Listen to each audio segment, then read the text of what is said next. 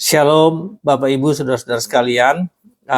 Saya ingin memperkenalkan satu buku yang penulisnya bernama John Stott yang judulnya Challenges of Christian Leadership.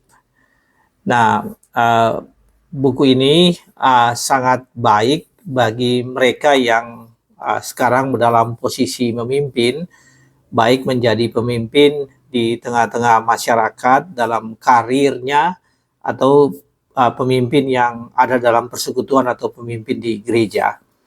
Bukunya 94 halaman, tidak terlalu tebal ya, 94 halaman dan terdiri dari 4 bab yang utama, kemudian ditambah dengan satu bab tambahan, bab kelima yang adalah semacam kesaksian dari 2 orang yang adalah semacam junior dari John Stott, jadi murid dari John Stott.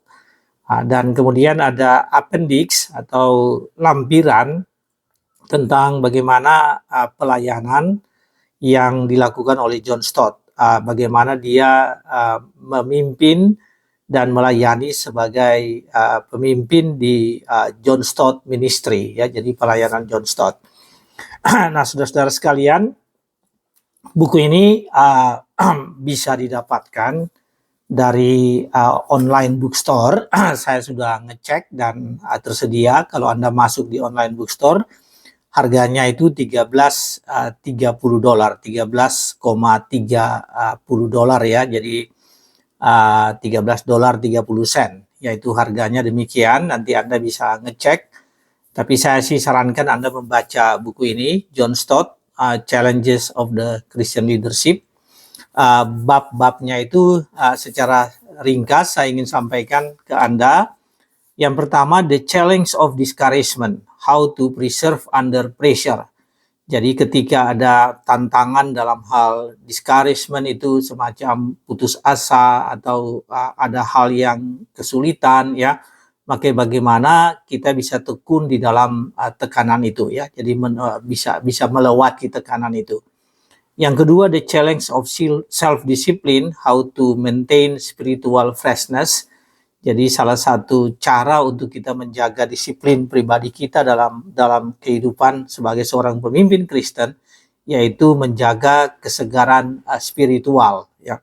Kemudian the challenge of relationship, bagaimana membangun hubungan, ya, tantangan dalam membangun hubungan. Dan itu terkait dengan bagaimana to treat people with respect, how to treat people with respect.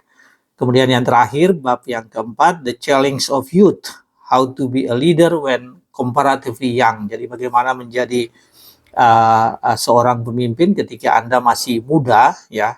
Judulnya the challenge, bab keempat ini the challenge of youth, ya. Jadi satu tantangan sebagai orang muda. Nah, kemudian tadi seperti saya sebutkan ada lampirannya, dan ini semacam bab tambahan dari buku ini.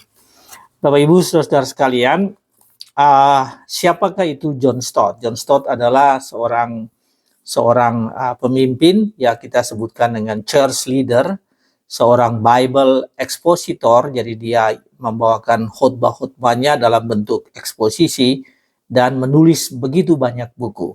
Beliau adalah sudah almarhum, ya, jadi hidupnya itu sejaman dengan Billy Graham. Jadi ketika Billy Graham itu di Amerika, John Stott ini berada di Inggris, di kota London. Kemudian beliau mengembangkan, beliau adalah seorang rektor dari yang disebut dengan All Souls Church. All Souls Church ini adalah satu jemaat atau satu gereja yang ada di jantung kota London, ya. Kemudian dia adalah pendiri dan presiden pertama, jadi founder and the first president dari Langham Partnership. Jadi Langham Partnership, Langham Internasional yang melayani dalam bidang pelatihan khotbah di seluruh dunia.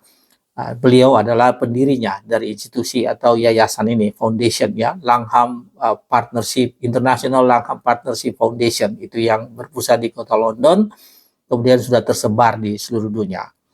Nah, saya menyarankan untuk bagi mereka yang memang mau menekuni karirnya atau pelayanannya sebagai seorang pemimpin, ya baik pemimpin tadi saya sebutkan, baik pemimpin di tengah-tengah masyarakat maupun pemimpin di dalam gereja ya atau persekutuan, maka salah satu buku yang bisa Anda gunakan sebagai reference yaitu buku John Stott ini ya, Challenges of Christian Leadership. Nah, saudara sekalian, silakan mendapatkan buku ini dan menikmati buku ini karena buku ini menjadi berkat menurut catatan yang ada di sini ya. Pelayanan kepemimpinan John Stott ini menjadi berkat bagi banyak orang dan kesaksiannya sangat luar biasa. Bahkan sebelum dia meninggal, John Stott sebelum meninggal dia sempat menulis bagaimana kelanjutan dari yayasan yang beliau sudah bangun.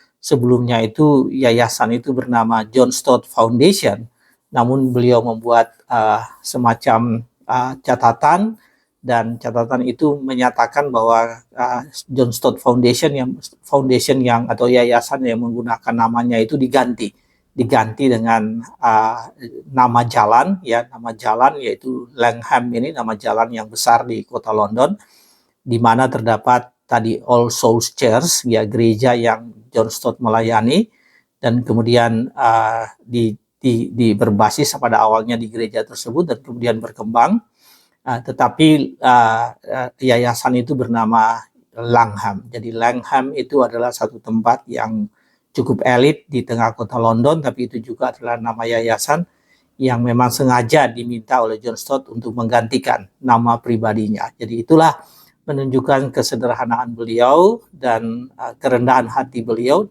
di mana beliau tidak menginginkan bahwa namanya dibawa-bawa ya untuk menjadi sesuatu yang abadi, sesuatu yang lama, sesuatu yang langgeng, tapi menggantikan namanya dari yayasan yang memakai namanya menjadi yayasan dengan nama yang baru, yaitu dari John Stott Foundation menjadi Langham Partnership Foundation, International Langham Partnership Foundation. Nah, silakan Anda semua bisa mendapatkan buku ini dan menikmati buku yang hebat ini. Bagi Anda yang masih muda, sangat cocok untuk membaca buku ini, mempersiapkan diri Anda untuk nantinya menjadi pemimpin. Tuhan berkati saudara semua. Amin.